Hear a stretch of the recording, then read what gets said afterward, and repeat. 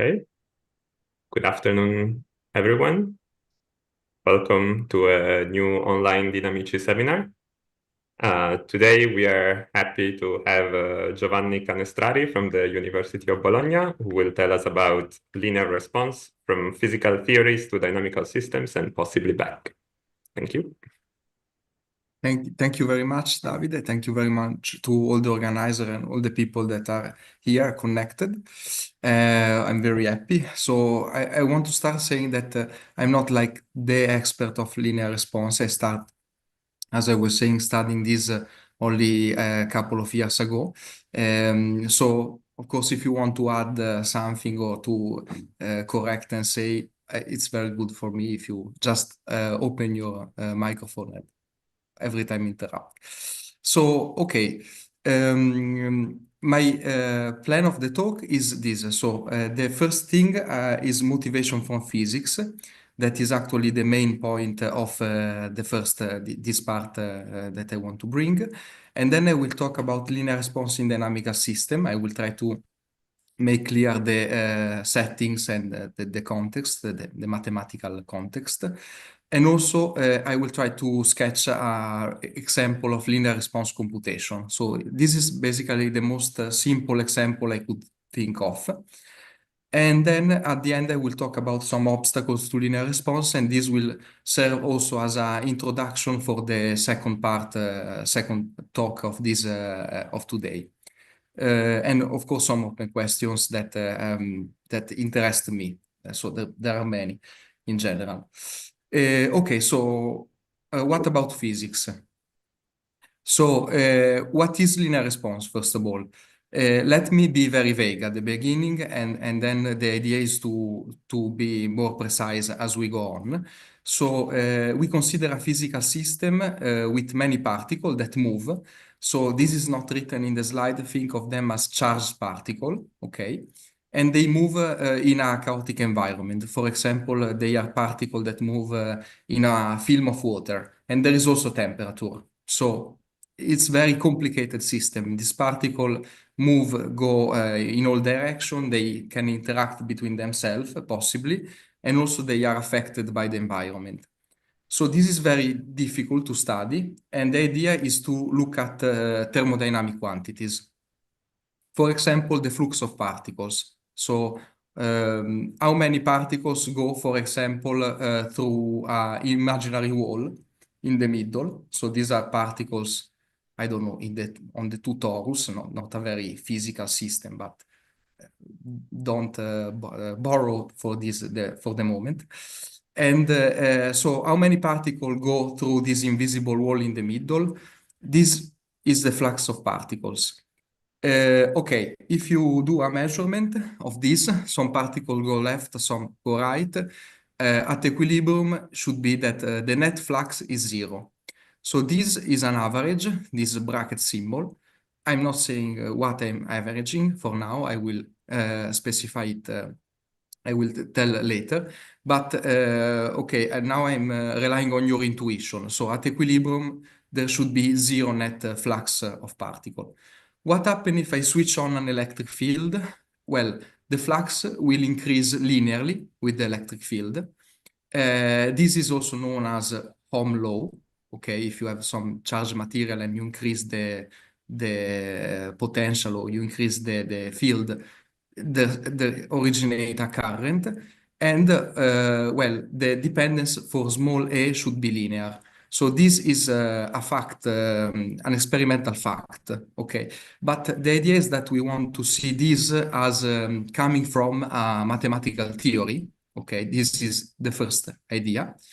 And the second one is, the second thing I want to say is that when I learned about Ohm law, I think that it's related to that, but it's less stressed, for example, I don't know, in basic courses, is that this kind of relation comes always with another type of relation that can be summarized with this fluctuation dissipation theorem. So fluctuation dissipation theorem tell you that there is a connection between this mobility coefficient that measure the response to the external field and the diffusion coefficient. So there is really a formula. I didn't write, but there is really a formula that link the two coefficients. So what is diffusion coefficient? So you take a bunch of particles here, concentrated in the middle, and this particle will diffuse, of course. If you want, they go to the less concentrated area. And how fast this spread, this particle, well, they will increase the bulk of the distribution, will increase as square root of t of the time, and the coefficient in front will be the diffusion coefficient. Okay, so what this formula is very interesting because it gives you a connection between two things. One has to do with electric field. When you open the electric field, how change the flux. And the second has nothing to do with an external field, has to do with the equilibrium.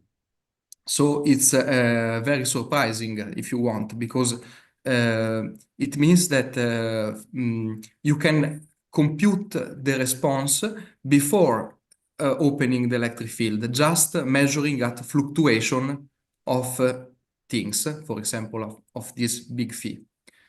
Okay, very deep relations.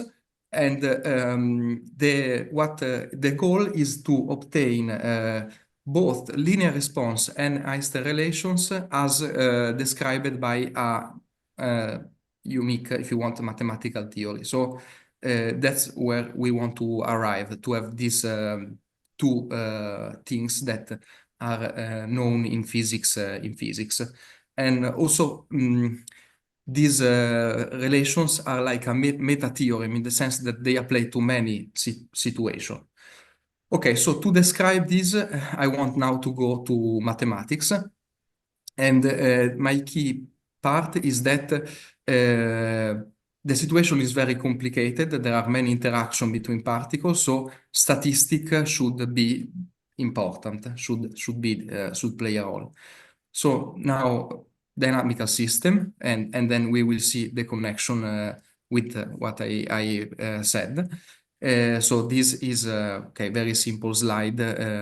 We know that dynamical system was born studying ODA, and I just wanted to point out that a breakthrough happened when we realized that it's very difficult to solve explicitly this kind of problems, but it's possible to look at how average quantity evolves. Even when the mathematical treatment of the ODE are impossible directly. For example, in this analogy, it's difficult to solve this problem directly for every initial condition. It's possible to look at average evolution. And this is always the point of view that is in this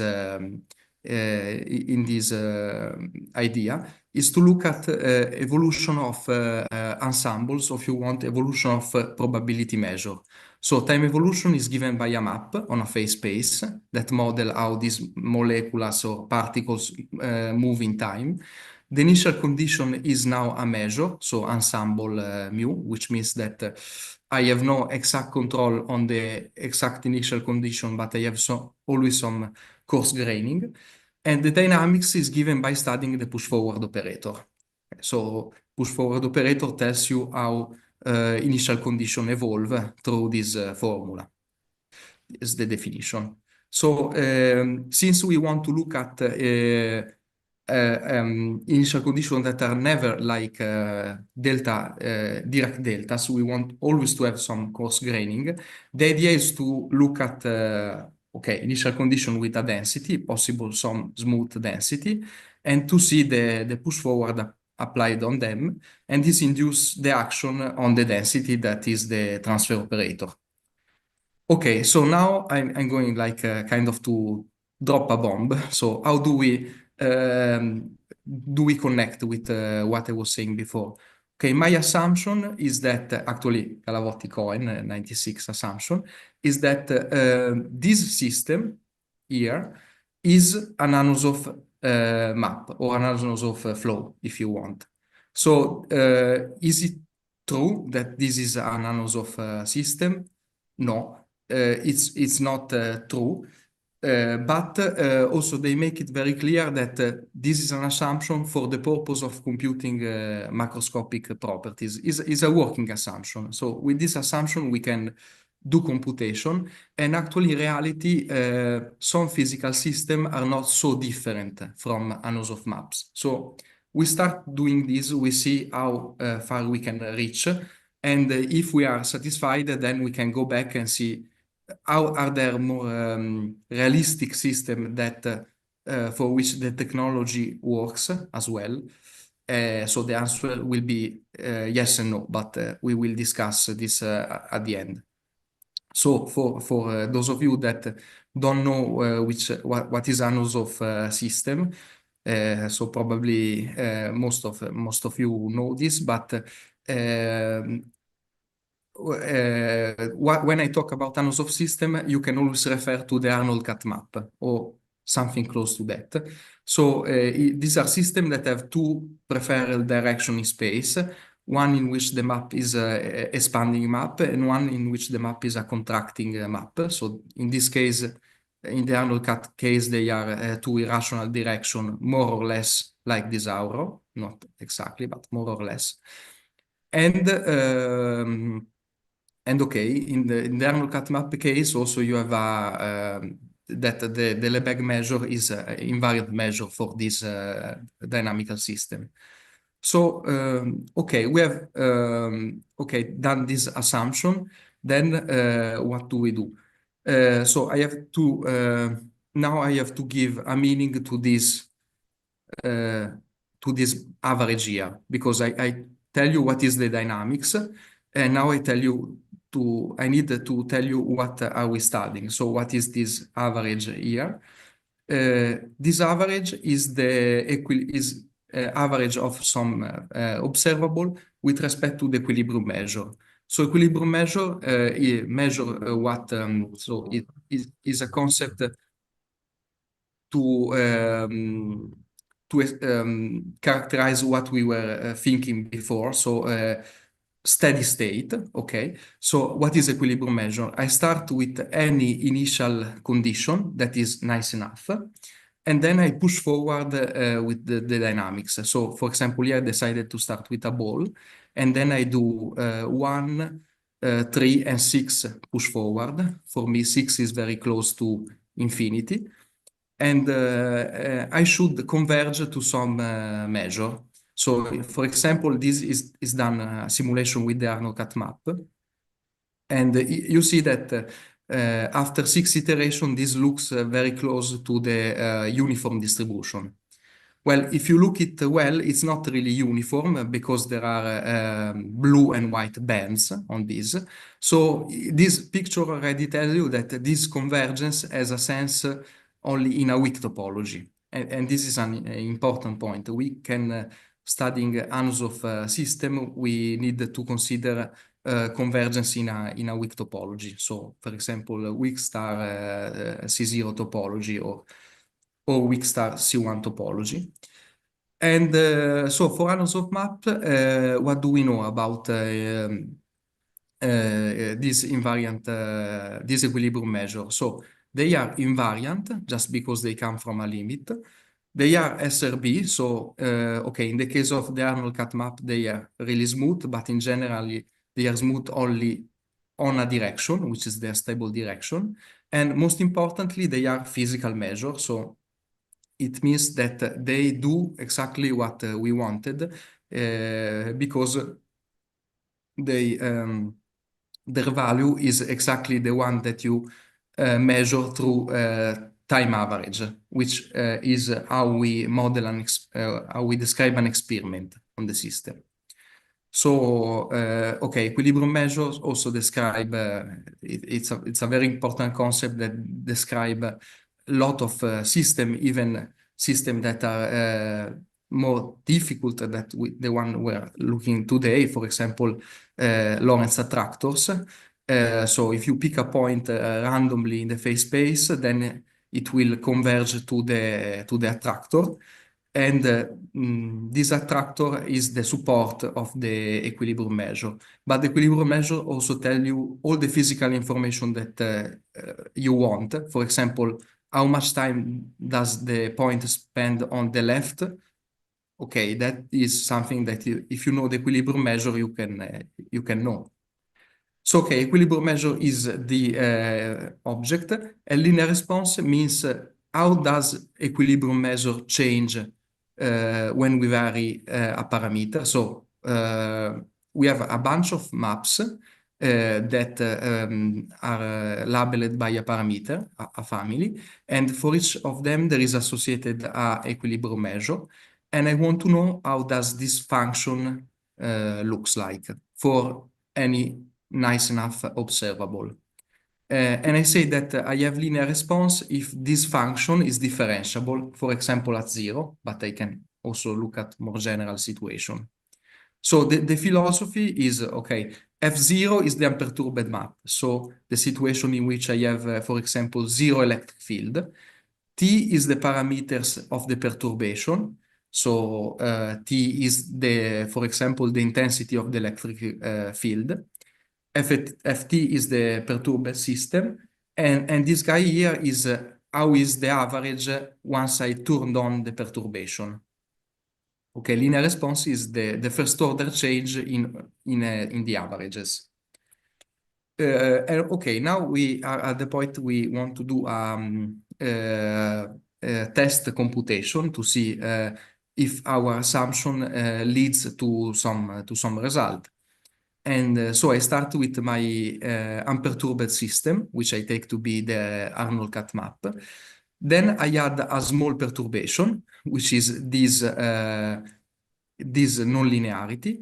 Okay, I've chosen this weird form with the sign because I want to be well defined on the two torus, this map. And also I want Ft to be close to F0 in a very strong sense. So in this case, I want that Ft is close to F0 in the C1 topology.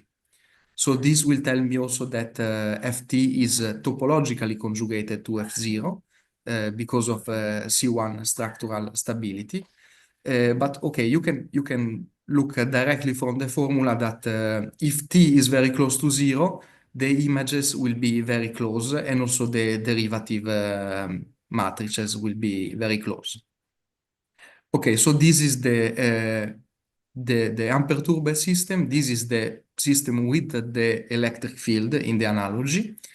And what I want to study is how does mu equilibrium of T change. So I did some plot just to give a pictorial idea.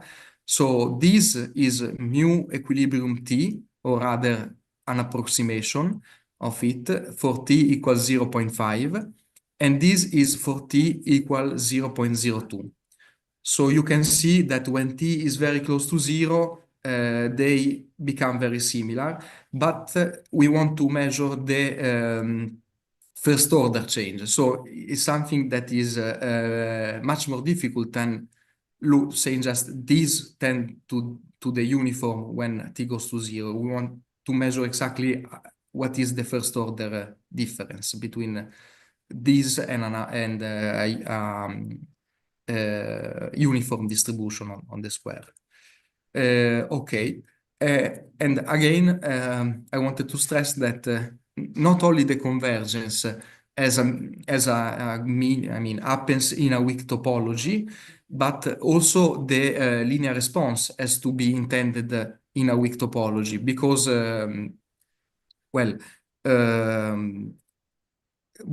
because it works only if you do so, but the thing is that the way you naturally construct this equilibrium measure are in C1 dual space.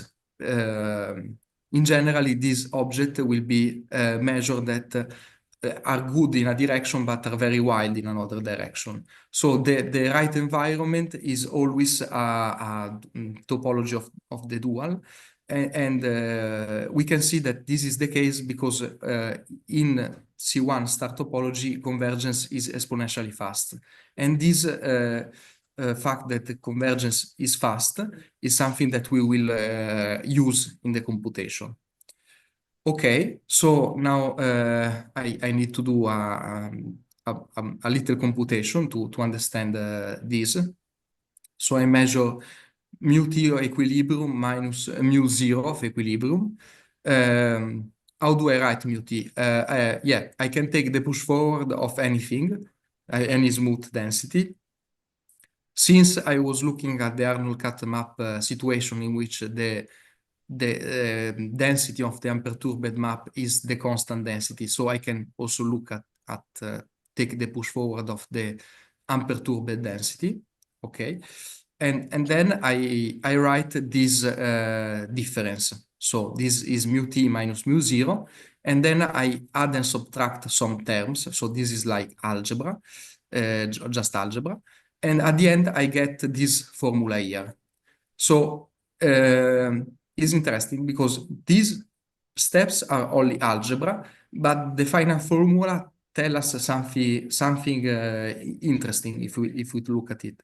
It says, okay, if you want to compute the change of the measure, you can decompose in many steps. So you can take one is the equilibrium density, take the equilibrium density and push forward, and then that is already an approximation of the new equilibrium measure, but it's not correct because the equilibrium measure is something that has to do with all the times. So I have to add how this change has effect also on the future. So I have to add the first change and then with respect to time one and plus so dot all these series. So I get this say formal expression for a derivative. And now we can look at this, and this already has some problem. If we want to compute this derivative, we need that this sum is convergent. We need this sum is convergent. So we need that this guy here decay fast enough. And that is not obvious because you see here we are dividing by t. So even if this guy here, LT1 minus 1, is a okay function, when I divide by t, this can blow up. And this convergence has to be uniform on all the time, small enough. So it's a dangerous territory to look at the decay of something like this. But okay, so let's go on with the computation. So I need to compute this guy here, LT1 minus 1 divided by t. If I do the computation, I write the definition of the transfer operator. And here there is an important step that every point has exactly one preimage. And this is because the maps are topologically conjugate, is a consequence. So every point before the Arnold cut map was a bijection. Now also Ft is topologically conjugate to a bijection. So there is just one preimage. And so I obtain that this sum is just one term. Okay. And now the term is 1 divided the determinant of the differential. And I do the computation. So I compute all the term here. I obtain this. And so I do my algebra, and at the end, surprise, I find something that doesn't depend on t at first order. So at this point, I was worried because there was t at the denominator. But after the computation, I find that this guy here is everywhere close to 1 in all the points. And so when I divide by t, I obtain something that is of order 1. It's just a nice function, is cosine times a sine. And at this part was very important that for each point there was one preimage. So keep in mind that is. And okay, so at the end I obtain that I have this equality for LT minus 1 divided by t. And the key observation is that this guy is a nice function, so this converges exponentially fast to zero. Because this guy here is still an Anosov map, so has the property that we were discussing before, that if you take a good initial condition, when you push forward, converge to the average, that in this case is zero. Okay, this guy here has always a zero average, is not a coincidence. So, okay, we obtain our linear response formula. That is this, okay, this formula here. So to sum up, what we used? We have used that for all t, ft has uniform decay properties. Okay, for the expert, you can think that as a uniform spectral gap. And the second part is that this guy here, Lt1 minus 1 divided by t, is a good function for all t. So also for when t was very small, this was something with bounded C1 norm. And as a limit for t that tend to zero. So these are the, say, technical condition that I need to perform this computation, maybe simplifying a bit, but this is what you do. So this was very toy model, but if you take, if you try to do something more serious, you can, and in fact, people have studied the situation in which, okay, there is motion in a billiard, and then you switch on an electric field, and you consider the system of mathematical billiard in which the point move until it collides with an obstacle, bounces, and so on, but with an electric field that change the shape of the trajectory. And then you can do a similar computation to what we have done, and you obtain this theorem. Theorem say that, okay, you have linear response for any smooth phi, you obtain this formula for the linear response. Okay, delta is the displacement. So if you take a point in the phase space, it measures how long is the trajectory associated to that point. So what have we done? If okay, if phi I take to be delta, and I call J the average of delta, that is our flux, okay? Then I obtain exactly Ohm's law. So what I was starting before, what was my goal at the beginning, I obtained that how the flux of the particle change with A is linear, and the coefficient is given by this formula here. And this formula here is nothing else than the diffusivity. So covariance of the limiting Wiener process for the rescaled particle motion in the Lorentz array scatterers means that you start with a bunch of particles non-interacting. They move, the bulk of the distribution grow. How does it grow? It grows as sigma in the various directions. So sigma is a matrix. And these are exactly the Einstein relation for our model.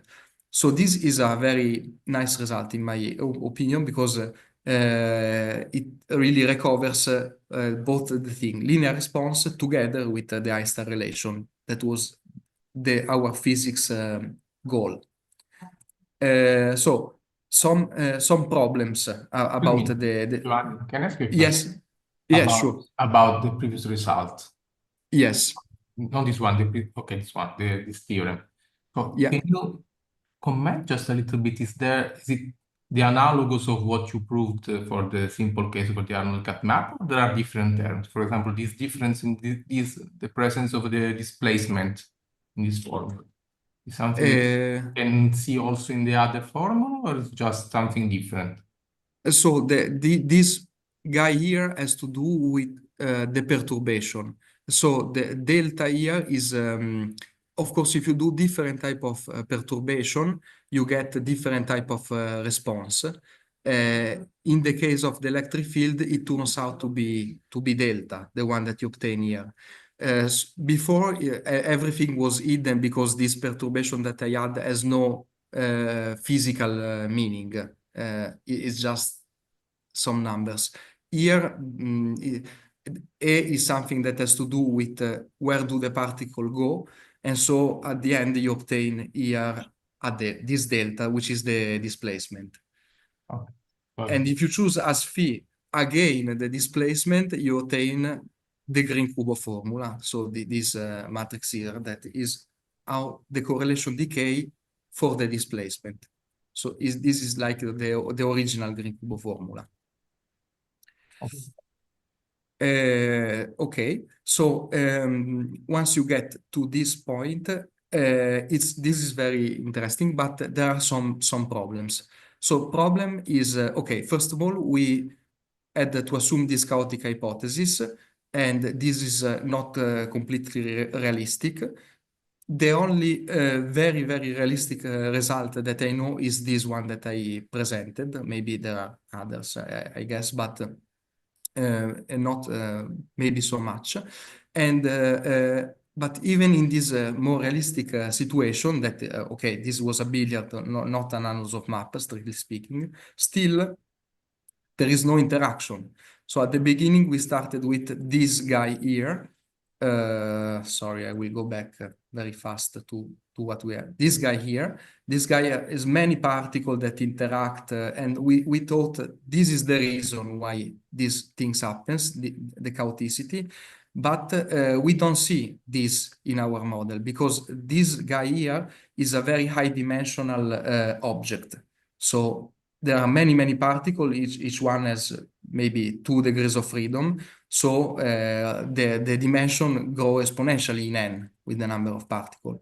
But our model, also this model here, there is no interaction between the electrons, if you want. There is just one particle. Okay, so it's 2-dimensional. Okay, so a related question that doesn't address like the big elephant in the room, but is related to that, is what are the precise mathematical obstruction to linear response then? Because if we understand, maybe we can see if these are really physical obstruction in other realistic model. Okay, I go to this part about obstacles to linear response, and the first question we should address is whether is there a family of dynamical system in which there is no linear response. And the simple example that come to mind is the logistic family. So this is the period doubling diagram. Near 4, when t is very close to 4, this map has absolutely continuous invariant measure, rho dt. And you can ask if rho dt is smooth once you pick t when you vary t a little bit. So there is some subtlety because there are some gaps in between in which there is no smooth, sorry, there is no absolutely continuous invariant measure, but still you can study the problem of linear response for this logistic family. And what you find is that no, there is no linear response. There is fractional response. So it means that the equilibrium measure tested on a function vary in a older way. And why is that? Okay, I'm not going to the details of this, but if you want an heuristic, you can think like this. So rho t is the associated smooth, not smooth, but associated density, and this density has this form. So is a regular part plus a sum of 1 over the square root centered at the image of the discontinuity point. So this density has like some spikes on the trajectory of the discontinuity point. So it means that this this density is very sensible to the trajectory of just one point. You pick the discontinuity point, you see how it goes, and if you change a bit the discontinuity point, the density undergo this change, so the spike change position. And of course, now you should do a computation. You should see, okay, this alpha kappa, how does they decay when kappa goes to infinity, and how much a change on the discontinuity point will change the trajectory. Well, if you do this, it turns out that this heuristic argument says that there is no linear response. No linear response. And the reason, in fact, is that when you change t, you change the tip of this, you change the discontinuity, sorry, the critical point. I told discontinuity, but I was thinking about the critical point. You change the critical point, the critical value, exactly. And also all the images will change. And these images change in a way that this guy here is not differentiable. And well, you can say, okay, maybe the problem is that this map here looks simple but are complicated because they are not expanding. They have a part in which the map is flat, is not expanding. And then you can say, okay, I will study a simpler model, this tent map here. I can do the same. I can change t. See, 1 minus t is this. Sorry, 1 minus t is this point here. Changing t, I will change the value of the tip. The image will change. And again, I will not have linear response.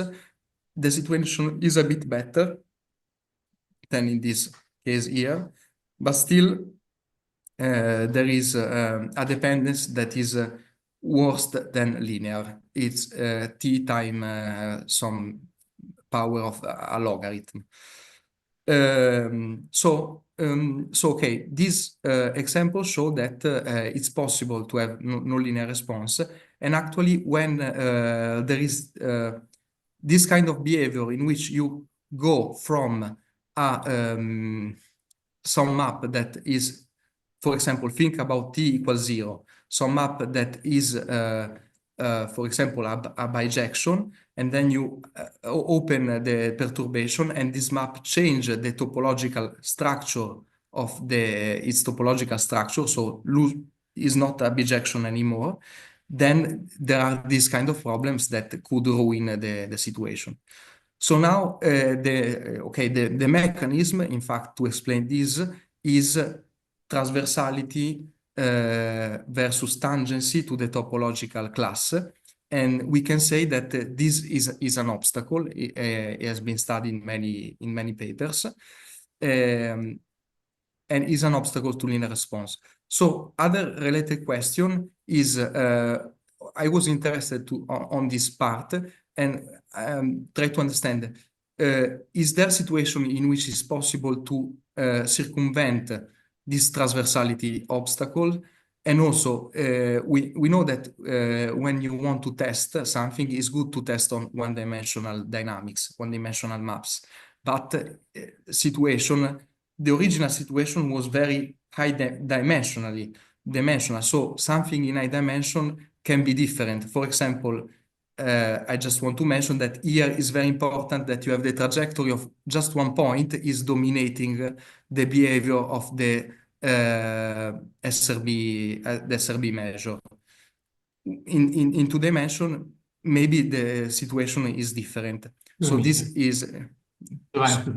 By topological class, you mean that the maps should be conjugated, topologically conjugate? Exactly, at first order. So it means that you can have linear response as long as the perturbed map is topologically conjugate modulo errors that are smaller than t. Something like this. And in that case, you can obtain, if it is transversal, you cannot. But maybe there are also other things that can happen, especially also in one-dimensional system. So this is a bit of an introduction actually for the next talk. And so, yes, these are kind of open questions I was interested in. And in general also, yeah, what really happens in higher dimension is kind of challenging. And I guess I stop here. So many thanks for the attention. Thank you very much, Giovanni.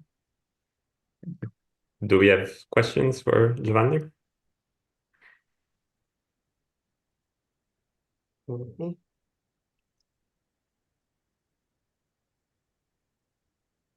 So I wanted to ask you one thing. So in all the examples that linear response is known, are also these Einstein relations known, or are there examples where you have linear response but not this relation of the coefficient to the diffusivity? I would say that they generally come with an Einstein relation attached to that. That is the coefficient for the linear response, but it's difficult then to relate this with physics because there are no many physical system for which linear response it is known. So I guess the difficulty is really to understand how the whole machinery apply to concrete physical situation. Mm-hmm.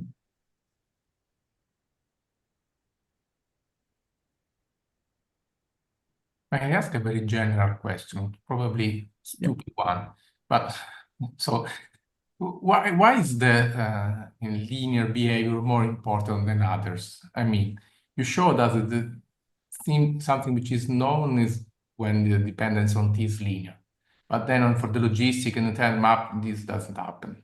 So is that a bad situation for some reasons? There's something more that you can say, but I don't know. I think like most of the physicists think that everything is infinity, so everything should have a linear approximation. When you very small, you look at very small changes. What do they do with this? I don't know. Probably many things, but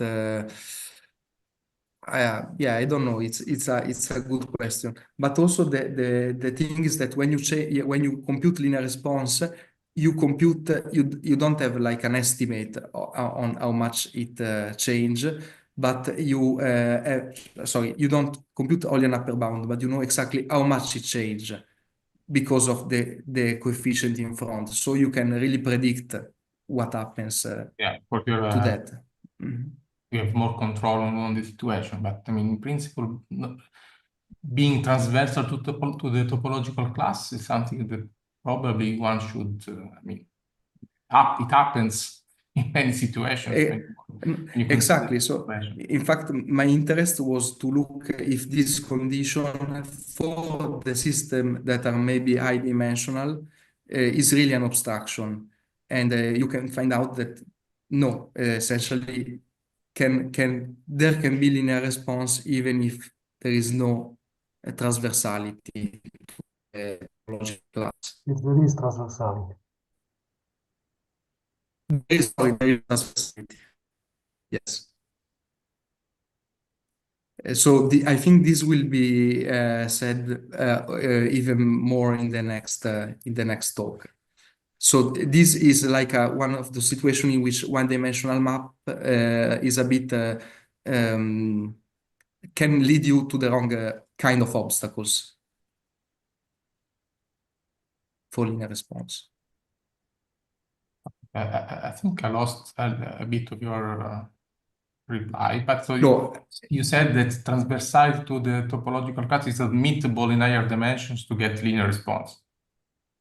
well, Can be. I mean, can be. There are maybe examples in which you can have exactly. linear response even, but you need higher Exactly. dimensions. Exactly. That I can actually show just one slide.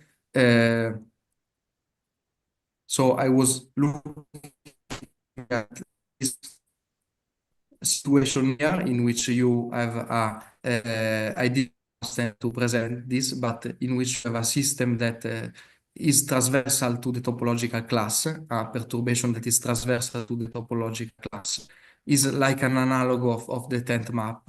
And in fact, for this system, I prove that there is linear response. And I mean, there is general condition, but I can show that this system satisfies this set of general condition.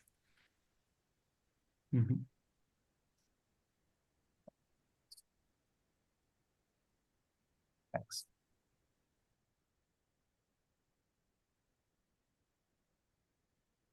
Do we have other questions or comments?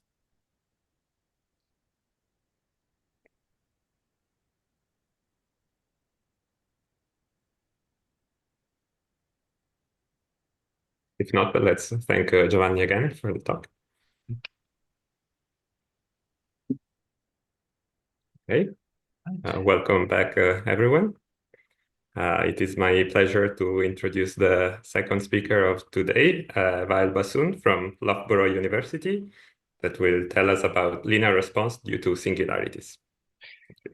All right, thanks very much. Thanks for the invitation for this nice seminar. Probably this is the second time I give online talk after COVID, so let's see how it goes. This is building on the first talk that Giovanni gave, and this is based on joint work with Stefano Galatolo. I go directly to toy examples to explain what we want to do. And I start from the example that Giovanni mentioned. This is the family of tent maps. I use the same notation for the dynamics, F sub t. What do we know about this family is that we already mentioned at t equals 0, this is the tent map, which we know that it preserves Lebesgue measure. And in general, if you take any t small enough, then we know that each of these maps, it has a unique, absolutely continuous invariant measure, and its density is BV. So a natural question, since we're talking about families and about perturbations, is to study how the map T to HT vary in an appropriate topology. So for example, we can ask, does linear response hold in some appropriate topology? As we have already seen, and we got some explanation about this, that linear response does not hold for this family. And in fact, Baladi showed this in a paper in 2007, that this does not hold. In particular, that there exists a phi, a C1 function, such that the linear, this map T to phi integrated against the invariant density is not Lipschitz. Of course, we knew from a long time before, since 82, for example, the work of Keller, that continuity holds. In fact, it holds even in L1. And the order of continuity that Keller got at that time is T log n of T. Okay, so after the work of Baladi, there was some work by Baladi and Smania in 2008. They studied a more general class of piecewise expanding unimodal maps. So not necessarily piecewise linear. You still have one critical point. So that's why they are called unimodal maps. But they are piecewise expanding, and they got the following criteria, is that linear response is violated if and only if this family FT is transversal to the topological class of F0. So you can take the example of the tent map. This is an example where the perturbation is transversal to the topological class. All right, so what we want to see, we want to see whether this is this transversality condition is really an obstacle for linear response. In fact, this is probably the whole purpose of both talks. So what we wanted to do with Stefano is the following, saying, okay, instead of considering the tent map, what happens if we put a singularity instead of the critical point in the dynamics? So graphically, we want to study systems like this, so cusp maps. And we want to see what happens, whether we can get linear response or not. I'd like to mention something about this family of maps before stating the formal definition, is that this map is similar to the 1D map that appeared in the original Lawrence paper. But here we are assuming better regularity and a particular type of singularity. I mean, the latter thing about the singularity can be generalized, but for linear response, one needs few derivatives. Lawrence maps are known to be only C1 plus alpha, alpha smaller than 1. All right. So for those who do not like to see only pictures and they like to see the proper definition and assumptions on the systems that we consider, here are the assumptions. There's something annoying me in the screen here, is that how can I get rid of, let me see. Okay. So now I can see the screen properly. So we consider a family of interval maps. They are called FT. Here C will play the role of the where the singularity is attained, and beta will play the role for identifying the order of the singularity at C. So this family of map, it has two branches.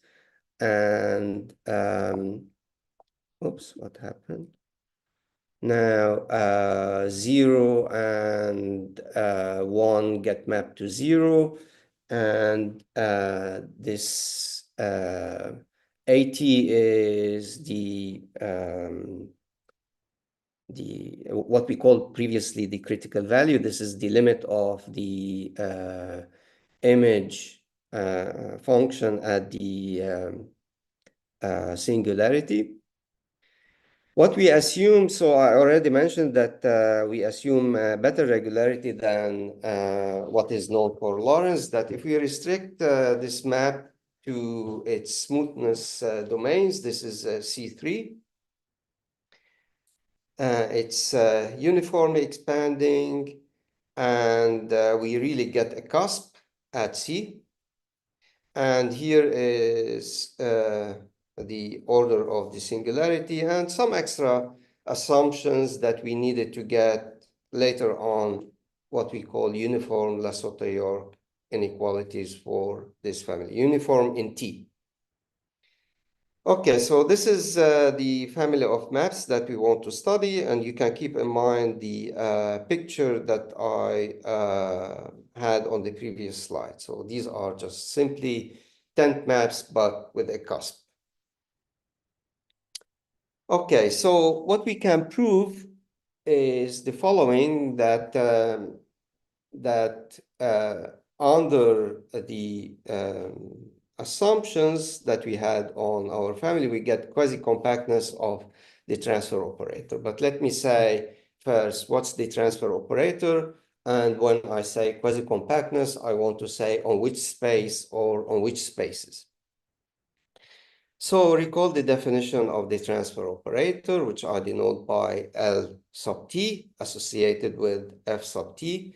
So this is defined best by duality like this, phi in L infinity and psi in L1. So phi composed with t times psi. The integral of this is the same as integral of LT applied to psi times phi. So this is the thing on the left-hand side is called the Koopman operator. And these days, if you open archive every day, you see a lot about Koopman and Koopmanism, as if it's something that was unknown long time ago. Anyway, so under the above assumptions, we obtain that LT is quasi-compact when acting on the Sobolev spaces W11 and W12.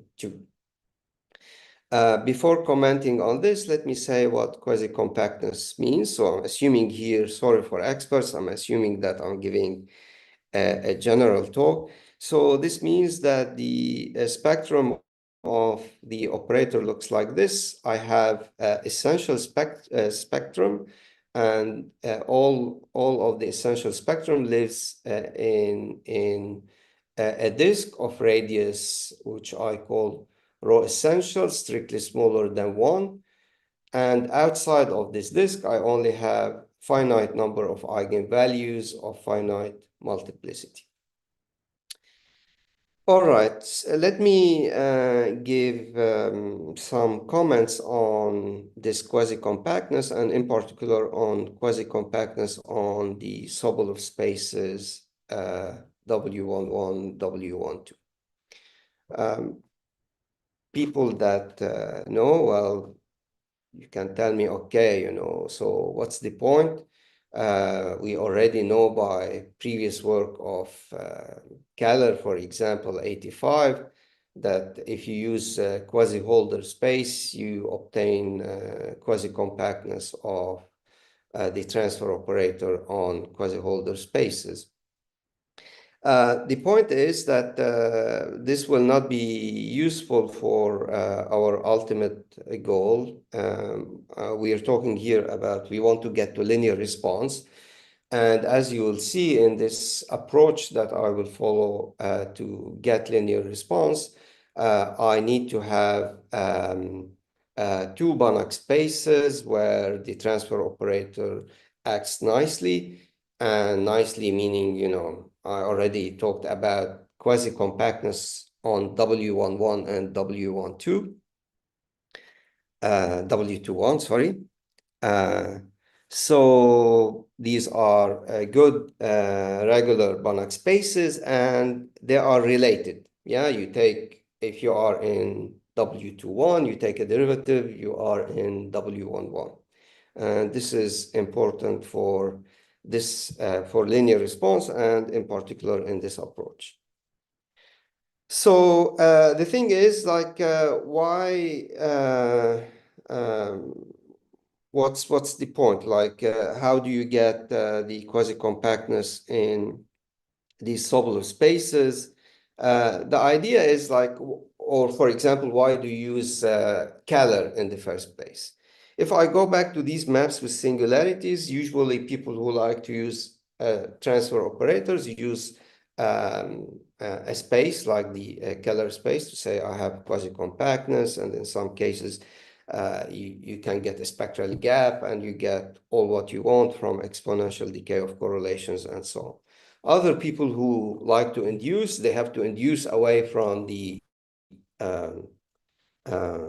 this singularity point. They get whatever, a tower, and they do what they want. And so you have to be, the point is that whenever you have a singularity, you have bad distortion. Yeah, that's why bad distortion in the usual sense. Keller with this generalized BV space, one can avoid this. And same thing if you induce away from this singularity point, you can also stay away from bad distortion. So what we do, well, this is the main probably like trick to get linear response for such systems is to prove Lesoto-York inequalities for W11 and W21, but the term where you get a distortion, you don't use usual distortion, but you use, say, a Cauchy-Schwarz inequality. And in particular, so we get Lesoto-York inequalities where our weak norm will be L2. Why L2 in this case? Well, because we took a particular type of singularity. We took a range for beta. In general, one can work with LP, some suitable LP space if you want to generalize this, but this is not the point of the talk. All right, so we have quasi-compactness on two Sobolev spaces. That's good. And I will elaborate later in the sketch of the proof of the linear response why it's important to have two spaces where if you differentiate in one, you go to the one less, but still you have good properties of your transfer operator. Okay, so this is a key point in this approach for linear response. Okay, so I said we obtained quasi-compactness, but to go from quasi-compactness to a spectral gap on these Sobolev spaces, we are going to assume a bit more.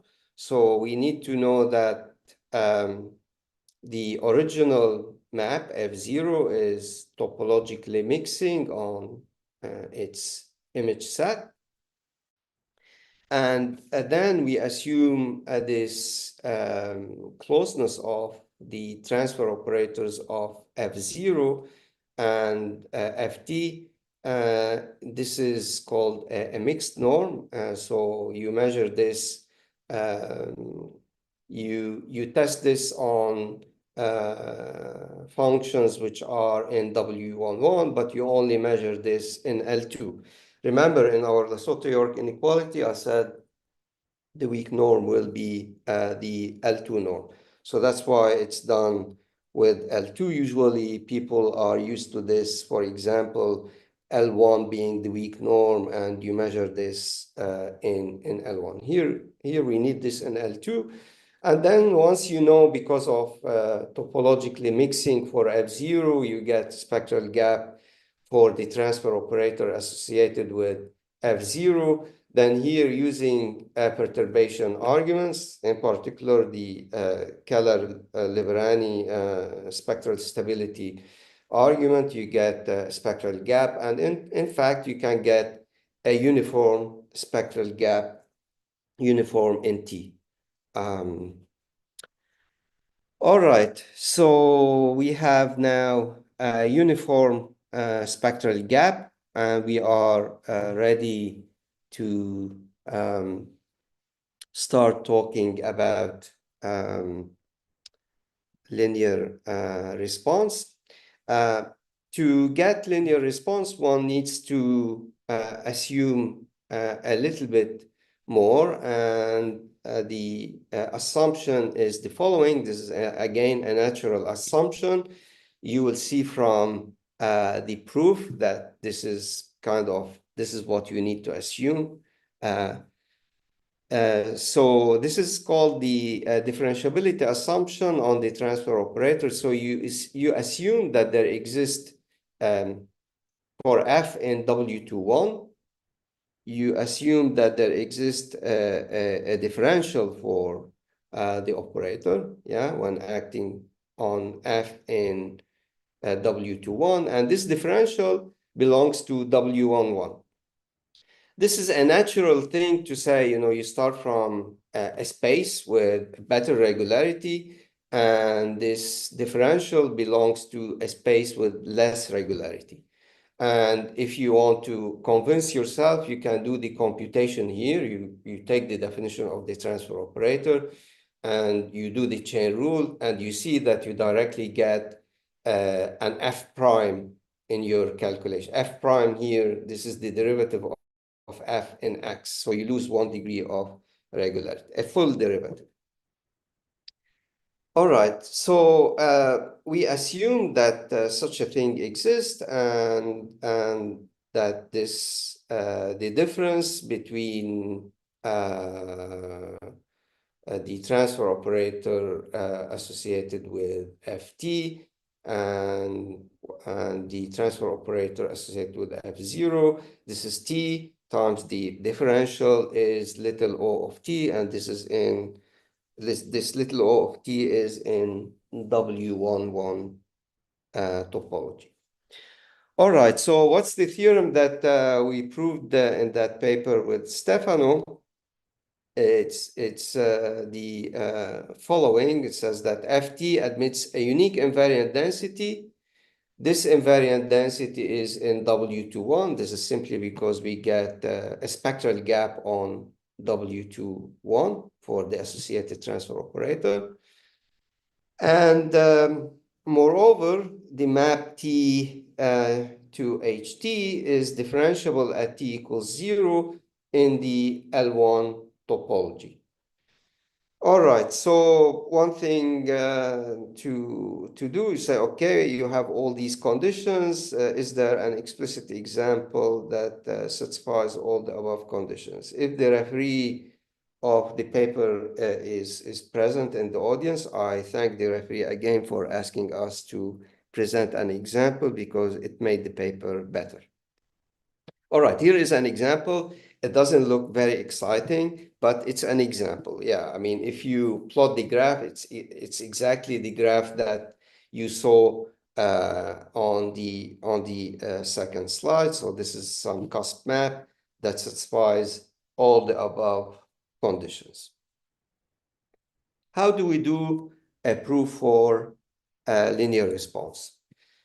Okay, so this is a sketch of the linear response argument, and I have to say from here onwards, like once you get all this stuff, you have a spectral gap on two nice Banach spaces, you have the differential of the operator, you're in business.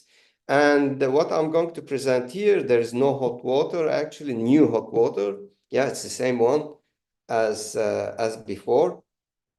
So this is general, two good Banach spaces with spectral gaps, and you have this relation between them. You take the differential in the more regular one than you get in the less regular one, but you still have a spectral gap. Yeah, and this then you are basically in business. And the first place I saw this approach is in the lecture notes of Liverani, and these lectures were given in Pisa in 2004, so this is 21 years ago.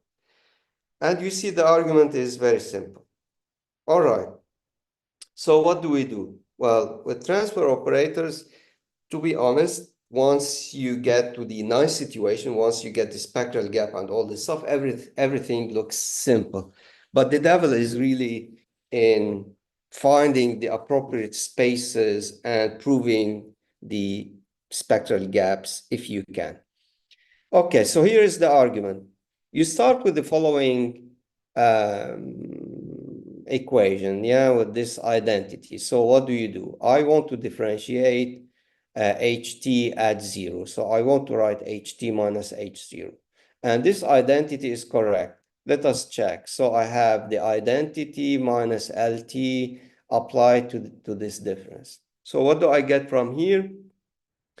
ht is the fixed point of this guy, so it cancels out, and I'm going to get exactly lt applied to h0 minus h0.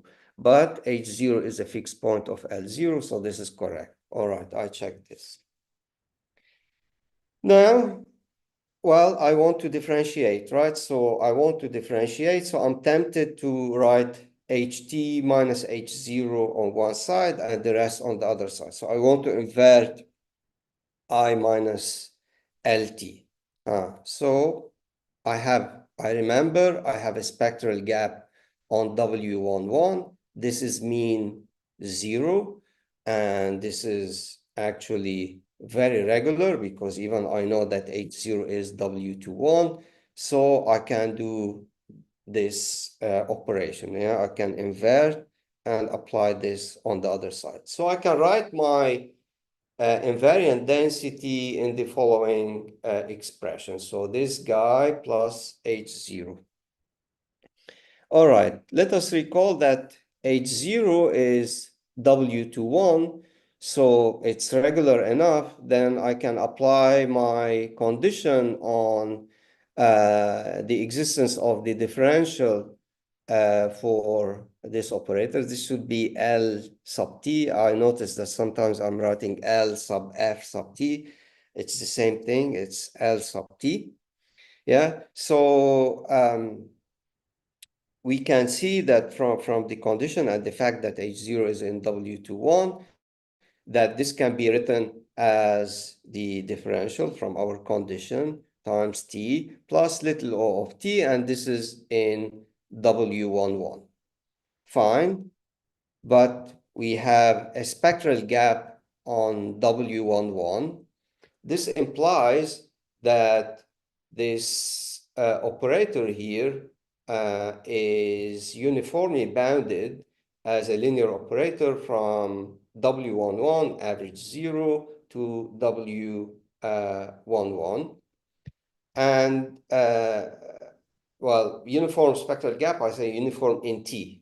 This is the important part. And also under our assumption, we know that this operator is continuous from W11 to L1 at T equals 0. Again, here we can apply the discontinuity comes from the Keller-Livrani spectral stability argument.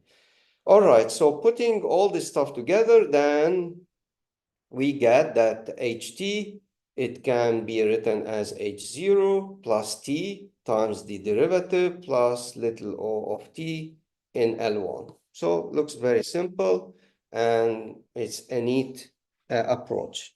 The usual difficulty is in, as I said, in finding appropriate spaces with where you get spectral gaps. In one-dimensional dynamics, smooth one-dimensional dynamics, things are easy.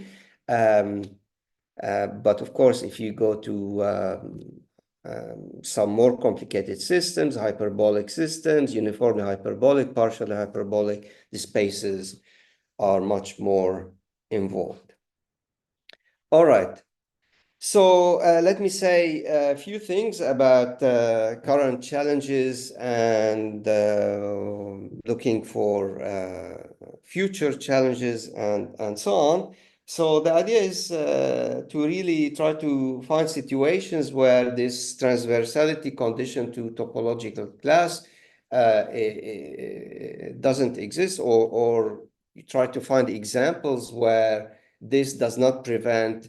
If you have transversality to a topological class, you still get linear response. It doesn't prevent linear response. So I presented an example in 1D where the singularity played a role in smoothing the density, the things that Giovanni was talking about, where you start to see jumps.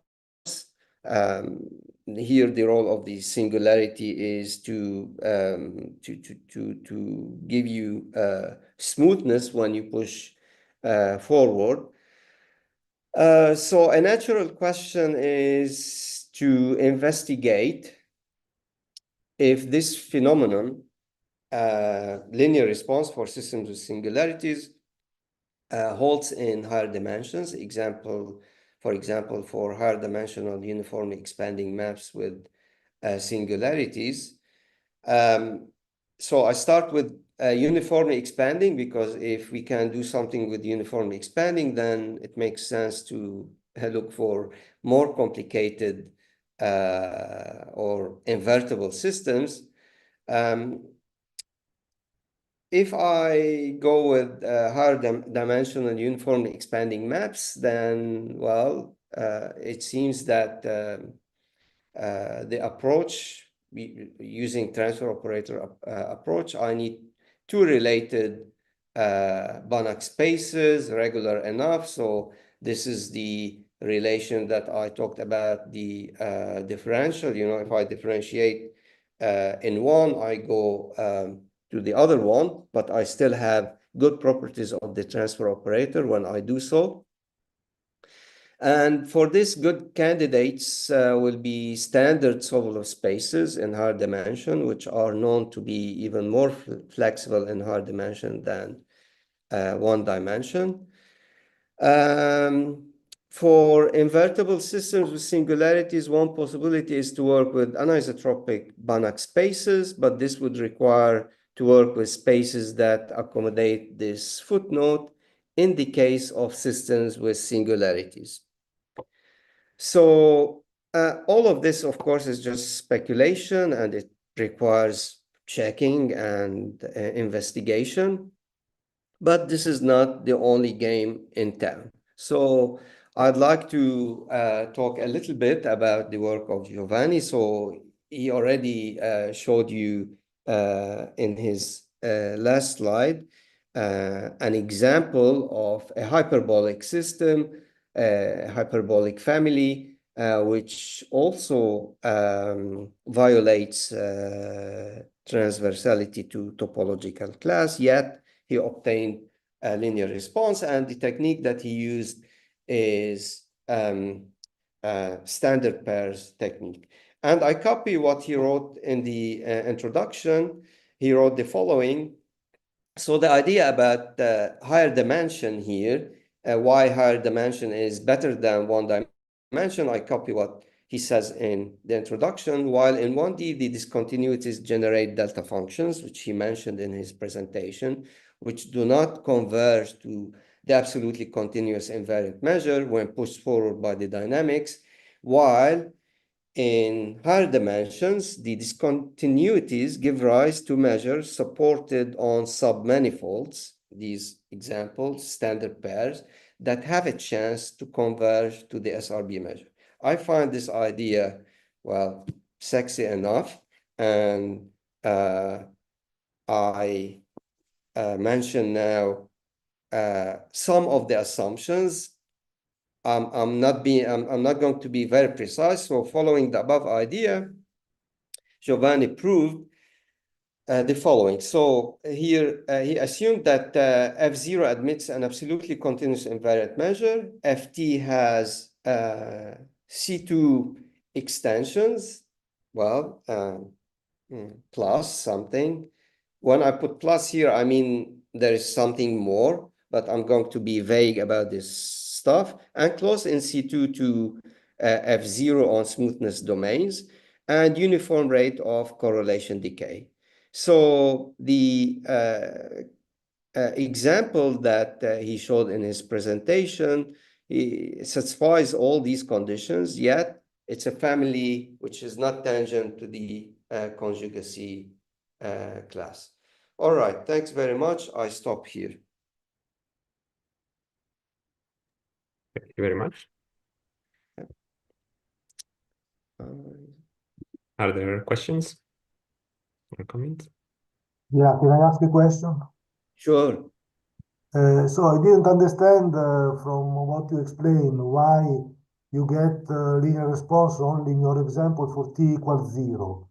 Why doesn't it work for t It's different? not important. I completely agree. So we wanted to do an example where, you know, like for t equals 0, it can be anywhere, right? It doesn't have to be the full map. All what I want to know is that I have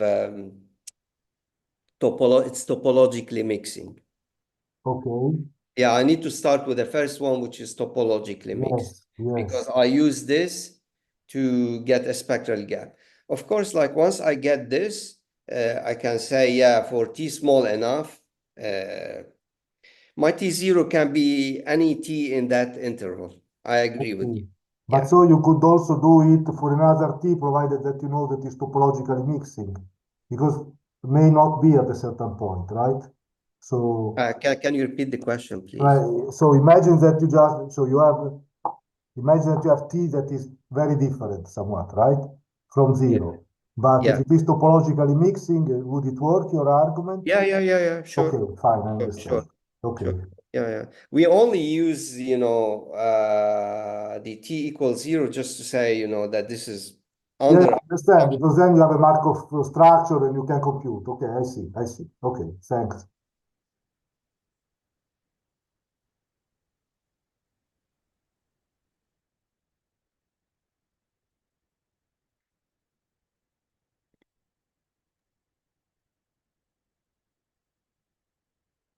Do we have other questions?